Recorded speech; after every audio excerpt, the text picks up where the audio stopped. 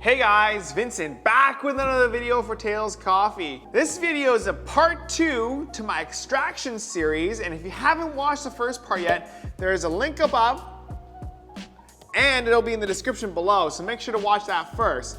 For those of you who have already watched it, I'm going to be going over the smaller variables that I think actually make a huge impact on extraction, namely like grind size and the temperature of the water.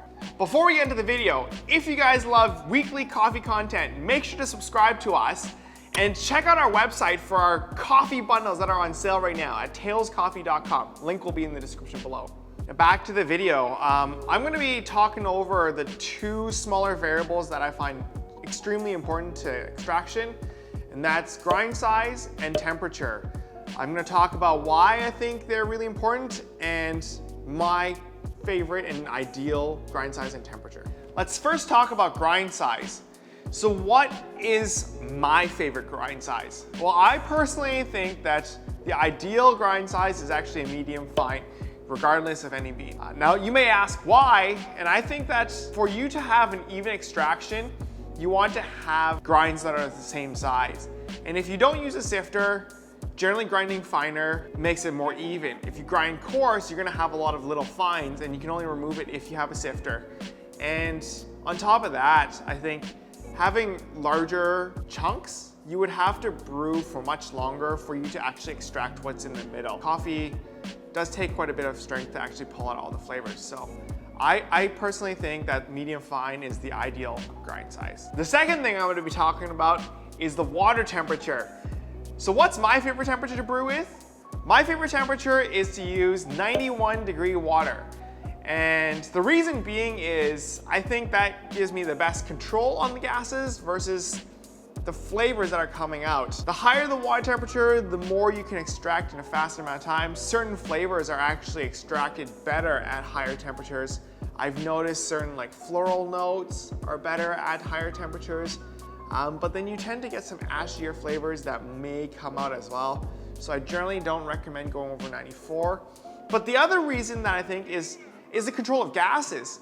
And when your water is actually too high of a temperature, your gases and your bubbles become much larger and they create more of a bitter flavor. And when that happens, it's actually trying to push away the water from extracting the flavors out of the coffee. And so your first couple drips might actually be a lot thinner than you would think it would be. That is why I generally use the 91-degree water. I'm gonna show you guys exactly what I'm talking about. I'm gonna show you guys the bigger bubbles versus the smaller bubbles, and we're gonna go over what the flavors are afterwards. So we're gonna start with the high water temperature. I just wanna make sure that everyone's looking at how much gas is gonna give off and how in control it can be. We've got ourselves somewhat close to like a 90-degree water, and here we go, we're gonna start. You can see right off the bat that there's a lot more larger bubbles. Even with such a small stream and steady stream from this thing, you can see that the edges are very, very, very high too. And there's a lot more just like uncontrolled gases just bubbling everywhere, and that's just because the grinds are just not absorbing the heat as well. You can see there's a lot of floaters just coming up. If I use a lower water temperature, we don't float this high before I finish the pour. So if you want to take a look, there's a lot more like larger, inconsistent sizes here.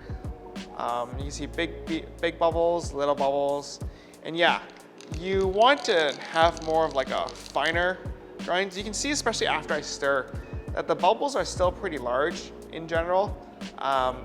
They're not tight-knit, they're not holding a nice density, and I find that these coffees tend to have a little bit more bitterness, and just, yeah, overall it's just gonna be a little bit less extracted as well, just because we have gases pushing away the water from the grinds. Here I'm set up with the second demonstration of the night. I'm gonna be doing the lower water temperature. This was gonna be at the 91 degrees that I really love. And just pay attention to how the gases work. Oh, let me go in. When you pour with this one, you get a lot more gentleness. Look at the beginning. It's already very calm, very gentle. Not a lot of color coming up. You can see that the colors are a lot more dense, the crema is a lot more dense, and the gases are just nice and thick. You can see that. Not a lot of giant bubbles or random bubbles pouring up. There's a couple right there. A lot more of the grinds are just settling down right now. Not a lot floating up, which just means there's not a lot of gases forcing the grinds to move up. So you actually finish pushing all the grinds down earlier. Once we give that a quick stir,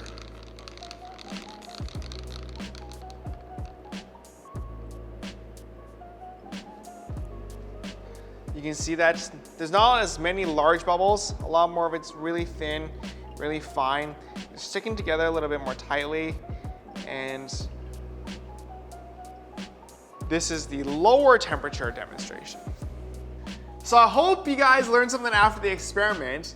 The larger gases actually do slow down the extraction rate, even though some of the flavors may be better. And it doesn't matter how slow you pour, you're still gonna get these larger bubbles. And I think these bubbles tend to have more of a burn flavor to them. You can run this test yourself. Let me know in the comments what you think about your favorite temperature is and why you like to use it.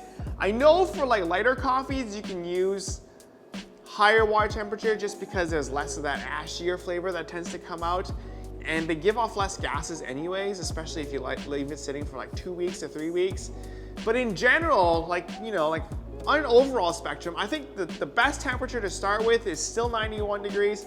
It has the best control over the best flavors, especially when you're starting off with a new bean or one you haven't worked with. But yeah, let me know in the comment section below what your grind size and your favorite temperature is, and I'll catch you guys in the next one. Bye.